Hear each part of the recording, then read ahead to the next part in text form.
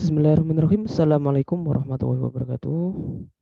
Oke, pada kesempatan kali ini kita akan membahas tryout UKOM, keperawatan gerontik untuk yang ketiga. Oke, langsung saja kita akan membahas ke yang pertama, yaitu kita baca soalnya terlebih dahulu. Seorang laki-laki berusia 70 tahun sering menyendiri di dalam kamar. Sudah 1 minggu klien tidak mau makan. Berdasarkan wawancara dari anggota keluarga, mengatakan bahwa 3 minggu yang lalu pasangan klien meninggal dunia. Klien tidak kooperatif dalam berkomunikasi dengan perawat. Manakah teknik yang tepat untuk mengatasi masalah tersebut? Oke, kita lihat kata kuncinya. Sering menyendiri di dalam kamar, kemudian 3 minggu yang lalu pasangan klien meninggal dunia. Ini juga klien tidak kooperatif dalam berkomunikasi dengan perawat. Ini juga menjadi kata kunci. Klien tidak kooperatif dengan perawat. Sehingga apa? Ya, kalau tidak kooperatif berarti meskipun apa itu dilakukan pendekatan apapun berarti tetap tidak kooperatif. Nah, perlu waktu yang lama sehingga tindakan kita apa? Manakah teknik yang tepat untuk mengatasi permasalahan tersebut adalah yaitu dengan apa? Dengan melibatkan keluarga dalam proses perawatan ya. Karena dengan perawat sudah tidak kooperatif, jadi kita perlu orang lain yang membantu kita. Biasanya kalau orang-orang terdekat dia akan eh, lebih dekat dan lebih mau untuk diajak diskusi atau diajak ngobrol kalau dengan orang-orang terdekat. Ya, itu jawabannya adalah C. Kemudian selanjutnya, seorang laki-laki usia 72 tahun mengeluh sering pusing saat beraktivitas. Ya, ini kita berikan tanda merah di sini, pusing saat beraktivitas. Klien mengatakan menderita hipertensi sejak 5 tahun yang lalu. Obat-obatan anti hipertensi sudah rutin diminum. Nah, ini juga menjadi kata kunci, sudah rutin minum obat. Ya. Klien juga menghindari makan makanan yang tinggi kolesterol. Nah, apakah tindakan perawat yang tepat pada kasus tersebut? Oke, di sini ada anjurkan olahraga rutin, beri pendidikan kesehatan tentang diet hipertensi karena dia sudah 5 tahun jadi sudah tahu tentang diet hipertensi. Anjurkan minum obat teratur, ini juga sudah 5 tahun ini yuk sudah diberikan pendidikan kesehatan tentang ini. Nah, oke, selanjutnya anjurkan kontrol tekanan darah rutin. Nah, ini juga klien menderita ini sudah minum obat sudah rutin, berarti ini sudah kontrol secara rutin. Ya, ya. Kata kuncinya adalah dia apa mengeluh sering pusing saat beraktivitas. Oke, berarti dari kata kunci tersebut kita bisa menentukan pilihan tindakan perawatan yang tepat adalah anjurkan istirahat dan kurangi aktivitas. Jawabannya D. Selanjutnya, perawat melakukan pengkajian terhadap lansia yang mengalami nyeri sendi. Berdasarkan pengkajian menunjukkan bahwa pergelangan kaki kanan klien sakit apabila digerakkan, tampak kemerahan dan bengkak. Aktivitas sehari-hari memerlukan bantuan sebagian oleh anggota keluarga. Oke, diagnosa keperawatan utama pada kasus tersebut adalah apa? Ya, gangguan mobilitas fisik, oke, tapi karena apa? Ini disebabkan karena ada nyeri sendinya. Kemudian intoleransi aktivitas. Ya, ini juga akibat karena nyeri sendi sehingga dia tidak toleran terhadap aktivitas. Apabila nyerinya ini tertangani, maka dia akan bisa beraktivitas secara mandiri. Sehingga diagnosa keperawatan utama. Ini utama, yang utama adalah kita tentunya adalah menetapkan diagnosa nyeri. Sehingga nyeri ditangani terlebih dahulu, dengan nyerinya nanti ditertangani, maka dia akan bisa beraktivitas secara mandiri. Karena dengan nyeri ini dia tidak bisa beraktivitas. Aktivitas sehari-hari memerlukan bantuan. Oke. Oke, jadi jawabannya adalah nyeri. Selanjutnya, seorang laki-laki berusia 64 tahun mengalami kelemahan anggota badan sebelah pasca serangan stroke pertama. Nah, ini pasca serangan stroke pertama. Klien memiliki riwayat hipertensi sejak 7 tahun yang lalu yang tidak terkontrol. Ini juga menjadi kata kunci 7 tahun menderita hipertensi dan tidak terkontrol. Anggota keluarga mengatakan bahwa klien memiliki kebiasaan merokok. Nah, apakah intervensi yang tepat? Nah, ini juga kebiasaan merokok sudah 7 tahun dan tidak terkontrol. Nah, mungkin ini adalah akibat ini rokok, sehingga jawabannya adalah memberikan pendidikan kesehatan tentang bahaya rokok. Menganjurkan minum obat antihipertensi, ini juga mungkin 7 tahun ini sudah dianjurkan, tapi mungkin yang tidak rutin sehingga tidak terkontrol. Mengajarkan teknik relaksasi, apakah di sini ada yang mengarah ke relaksasi, misalnya pusing dan lain sebagainya? Oke, tidak ada, karena masalahnya di sini adalah anggota badan sebelah ini mengalami kelemahan, bukan karena dia stres. Ya. Menganjurkan olahraga rutin. Nah, ini juga mungkin bisa, cuma dia masalahnya yang ada di soal bukan itu. Ya, yang menonjolkan di situ adalah tidak terkontrol dan memiliki kebiasaan merokok, sehingga kita bisa menentukan jawabannya adalah memberikan pendidikan kesehatan tentang bahaya rokok. Selanjutnya, seorang perempuan berusia 65 tahun menderita penyakit DM sejak 4 tahun yang lalu. Ya, 4 tahun yang lalu. Klien tampak lemah, wajah pucat, dan lebih sering istirahat di tempat tidur. Hasil pengajian laboratorium menunjukkan nilai GDS ini tinggi, ini 200 ya. Kemudian nilai HB-nya 8, ini rendah. Apakah diagnosa utama pada kasus tersebut? Oke. Diagnosa utama. Ya. Diagnosa utama ini karena dia kliennya lemah, wajah pucat, dan lebih sering istirahat, didukung dengan data ini. GDS-nya tinggi dan HB-nya rendah. Ya, ini bisa mengarah ke gangguan intoleransi aktivitas. Kalau mobilitas fisik lebih ke biasanya kekuatan otot, gangguan ekstremitas, itu mobilitas fisik. Ya. Kalau ini intoleransi aktivitas biasanya karena tidak tersuplainya atau tidak cukupnya energi, ya, ketika melakukan aktivitas. Jadi antara energi yang dikeluarkan dengan yang masuk itu tidak mencukupi, ya, sehingga terjadi intoleran terhadap aktivitas. Oke. Gangguan pengendalian ADL ini karena adanya intoleransi aktivitas, sehingga intoleransi aktivitas ini perlu ditangani terlebih dahulu. Sehingga dengan intoleransi aktivitas ditangani terlebih dahulu, maka akan terpenuhi pemenuhan ADL. Oke, selanjutnya. Seorang laki-laki, seorang lansia berusia 65 tahun melakukan pemeriksaan ke puskesmas. Hasil pengukuran tekanan darah 160/100. Lansia mengatakan belum tahu tentang pola makan yang baik. Nah, ini menjadi kata kunci. Belum tahu tentang pola makan yang baik. Bagaimanakah edukasi perawat yang tepat untuk lansia tersebut? Oke. Ini belum tahu tentang pola makan yang baik. Dia menderita hipertensi. Ya, hasil pengukuran 160/100. Ya. Oke, edukasi yang tepat apa? Ya, jadi di sini yang berkaitan dengan hipertensi adalah hanya garam, asupan natrium dan garam. Sehingga ini tindakan yang tepat adalah mengurangi asupan garam dan garam natrium. Oke, mengganti nasi dengan kentang rebus, apakah ada kaitannya dengan hipertensi? Nah, enggak ada. Mengganti sarapan dengan roti, apakah ada kaitan langsung dengan hipertensi? Tidak ada. Mengganti gula pasir dengan gula jagung, ini kaitannya dengan DM, tidak dengan hipertensi. Mengkonsumsi daging rendah lemak goreng sebagai sumber protein.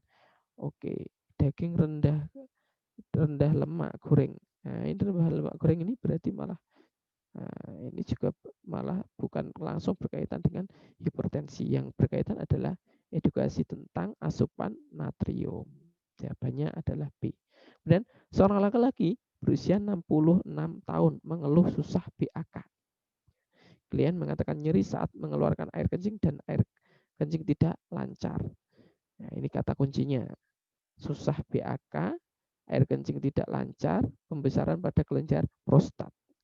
Mungkin di sini ada yang menjawab nyeri ya, karena nyeri saat BAK. Ya, ya. Ya nyeri ini timbul karena gangguan itu BAK-nya, gangguan eliminasinya. Kalau eliminasinya tertangani, maka nyerinya juga akan tertangani. Sehingga diagnosa utamanya adalah gangguan pola eliminasi. Ya. Didukung karena ada data-data pembesaran pada kelenjar prostat dan lain sebagainya. Selanjutnya, seorang perempuan berusia 68 tahun menderita luka gangren di tungkai kaki sebelah kanan. Luka berwarna putih kekuning-kuningan. Terdapat pus. Nah, ini juga menjadi kata kunci. Luka, dia memiliki luka, terdapat pus. Hasil pengajian laboratorium menunjukkan GDS-nya tinggi 210. Klien menderita penyakit DM sejak 5 tahun yang lalu. Apakah tindakan yang tepat sesuai kasus tersebut? Oke, senam kaki DM boleh, tapi bukan yang utama karena ini sudah ada luka, ya. Jadi kita prioritaskan adalah perawatan luka. Perawatan luka terlebih dahulu. Setelah perawatan luka nanti juga kita ajarkan untuk senam kaki DM. Nah, tapi juga lukanya ini harus diobati terlebih dahulu. Nah, lukanya sambil nanti diobati, nanti diajarkan senam kaki DM. Minum obat secara rutin 5 tahun, ya. Ini juga DM yang 5 tahun yang lalu mungkin sudah diberikan resep untuk obatnya, sehingga kemungkinan juga sudah minum obat injeksi insulin. Nah, ini juga sudah mungkin.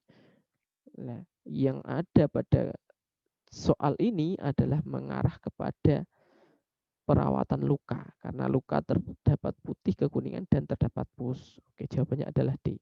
Selanjutnya, seorang laki-laki usia 60 tahun bekerja sebagai kuli bangunan. Nah, ini kuli bangunan, klien mengeluh nyeri punggung sebelah kanan. Nyeri bertambah parah setelah melakukan aktivitas. Ya, klien memiliki riwayat hipertensi sejak 7 tahun yang lalu yang tidak terkontrol.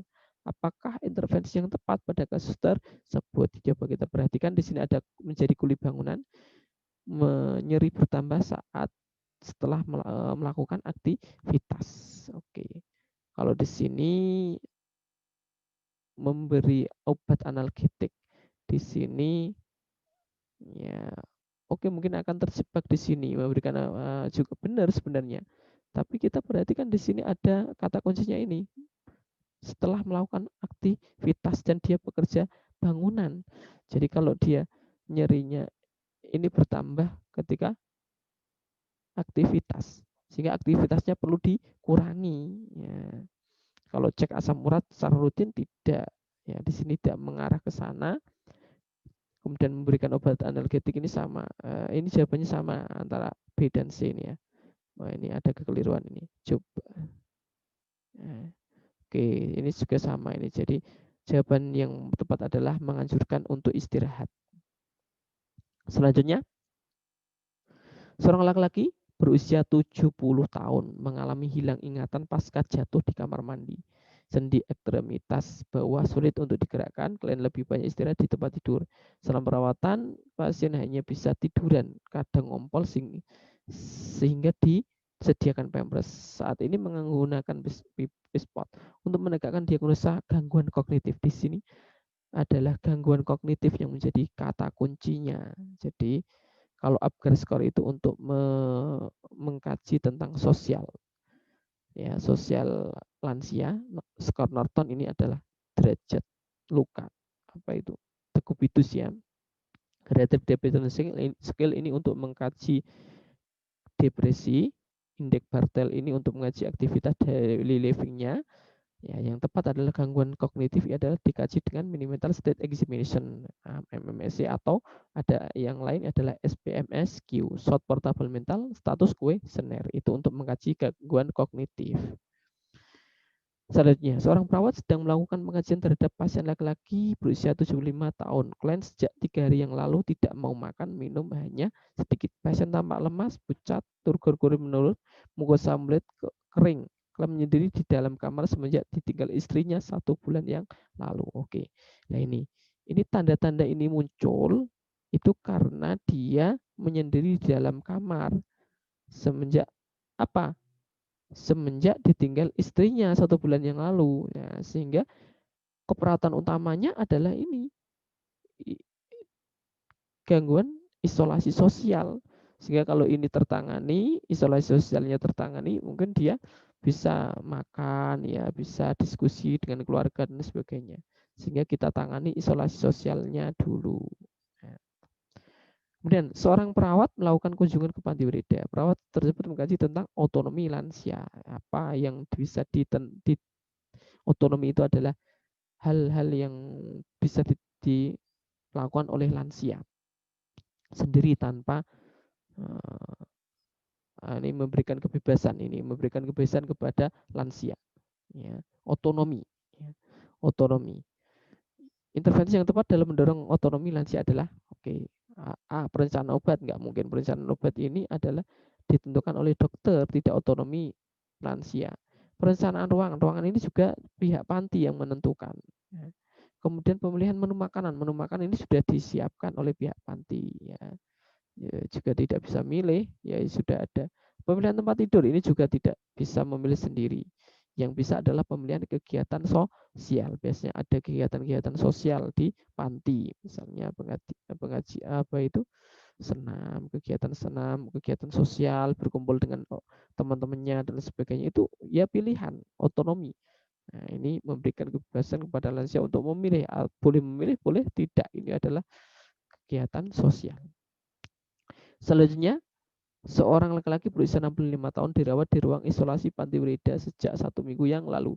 Dari hasil pengajian, klien terlihat lemah, bau feses, kulit perianal kemerahan, dan terdapat rembesan feses lunak. Klien mengatakan tidak ada keinginan BAB. Ya. Apa diagnosa perawatan yang tepat pada kasus tersebut? Ini sudah ciri-ciri sudah banyak di sini. Kata kuncinya juga sudah mengarah ke adalah gangguan inkontinensia defekasi, ya.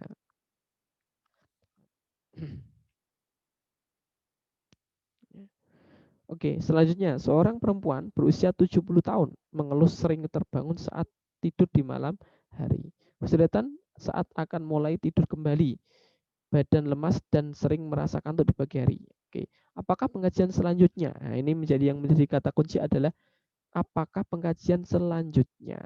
Mungkin kalau pengajian tidak selanjutnya adalah pengajian tentang pola tidurnya. Ini sudah terkaji, tapi nah, selanjutnya kita akan mengkaji apa? Tentang status mentalnya. Ya.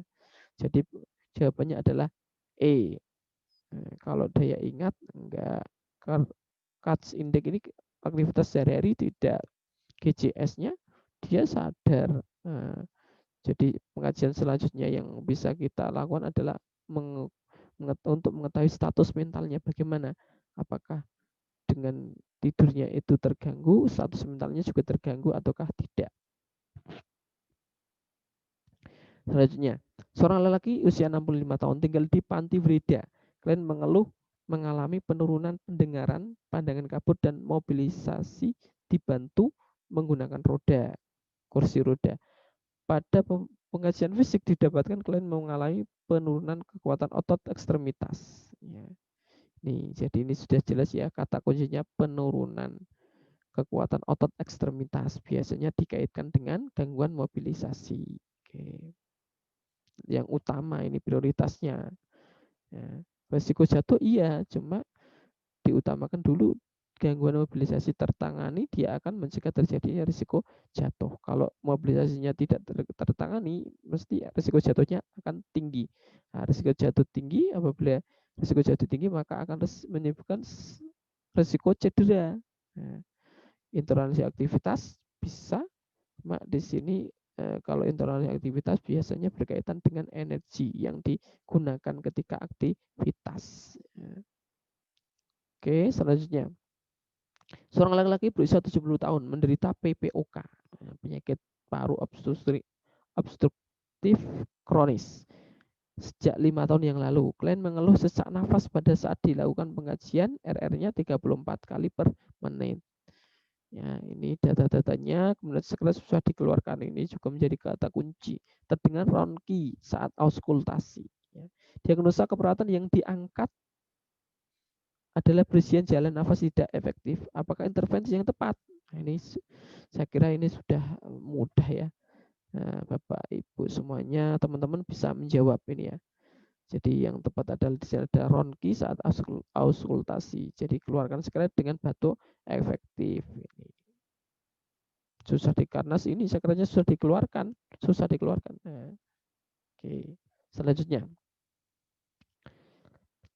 seorang perempuan berusia 75 tahun tinggal di Panti Breda sejak 2 tahun yang lalu. Mengeluh tidak dapat mendengar dengan jelas pada kedua telinga. Pasien mengatakan malu bertemu dengan sesama penghuni panti karena takut menyinggung perasaan. Pasien sering dibicara dengan suara yang keras dan hasil tes urinnya negatif. Ini berarti gangguan pendengaran ya. Oke. Kemudian, manakah pendekatan di bawah ini yang paling tepat untuk memfasilitasi komunikasi? Jadi ini ada kaitannya dengan prinsip komunikasi pada lansia. Ya, apalagi yang menderita gangguan pendengaran. Nah, oke, kita pilih ini berhadapan berbicara oke, tapi lebih keras ini tidak tepat. Bicara langsung pada telinga klien ini juga kurang sopan. Berbicara langsung pada telinga pasien lebih keras ini juga kurang lebih kerasnya ini kurang bagus, kurang kurang dianjurkan. Berbicara dengan berulang-ulang di belakang. Nah, ini apalagi ya. Jadi yang tepat adalah berhadapan, kemudian berbicara pelan dengan volume biasa. Jadi usahakan mulut ini bisa terbuka dan bisa dilihat oleh pasien, artikulasinya dia lihat sehingga dia paham apa yang diucapkan di hadapannya. Tentunya dengan jarak yang dekat, tidak terlalu jauh di hadapan. Selanjutnya, seorang perempuan berusia 67 tahun dirawat di ruang geriatri. Klien mengeluh sulit mengingat sesuatu, ya, merasa bingung dan konsentrasinya menurun. Keluarga klien mengatakan klien sulit diajak interaksi dan tidak mampu menggambarkan suatu secara akurat. Nah, ini ada kata kuncinya adalah susah diajak berinteraksi dan tidak mampu menggambarkan sesuatu yang akurat. Nah, masalah keperawatannya apa? Di sini risiko terhadap cedera tidak, ini otomatis tidak ada ciri-cirinya atau ada cirinya di soal tersebut. Sindroma stres mungkin iya, ya. Kerusakan interaksi sosial apakah ada kaitannya dengan ini? Ya, enggak di sini enggak disebutkan di dalam soal. Kemudian perubahan persepsi sensori di sini juga tidak ada disebutkan. Yang ya jadi kita fokuskan ke proses pikir. Apa sih proses pikir? Jadi proses adalah jalur seseorang ketika berpikir, ketika ber, berbicara dengan orang lain. Jadi proses pikirnya. Proses pikir ini ada bermacam-macam, ada flight of idea. Jadi pikirannya itu melayang-layang, ya. Dia flight of ID-nya, gagasannya melayang-layang dari satu ini ke dari topik ini ke topik yang lain. Kemudian ada block, ya, ketika diajak ngobrol, kemudian dia tiba-tiba setelah jawab tiba-tiba berhenti di tengah jalan, tidak sampai ke tujuan apa yang ditanyakan. Itu namanya blocking. Ada sirkumtansial. Sirkumtansial ini jawab tapi muter-muter, tidak langsung ke jawaban dari pertanyaan, tapi pada akhirnya nyampe. Tapi dia menjelaskan apa dulu, muter-muter. Ya, ini berkaitan dengan proses pikir. Lah ini di sini ada tidak mampu membabarkan sesuatu secara akurat. Ini kan berarti oh dia mengalami gangguan ini. Oke, sehingga yang tepat adalah gangguan proses pikir. Kemudian seorang perawat mengajarkan teknik senam keseimbangan bagi lansia. Di akhir sesi penyuluhan, perawat meminta lansia untuk melakukan senam keseimbangan seperti yang dilakukan. Ya, jadi senam ini apakah jenis evaluasi yang dilakukan oleh perawat tersebut? Ya. Jadi di sini ada administratif. Administratif ini lebih ke apa itu pencatatan ya.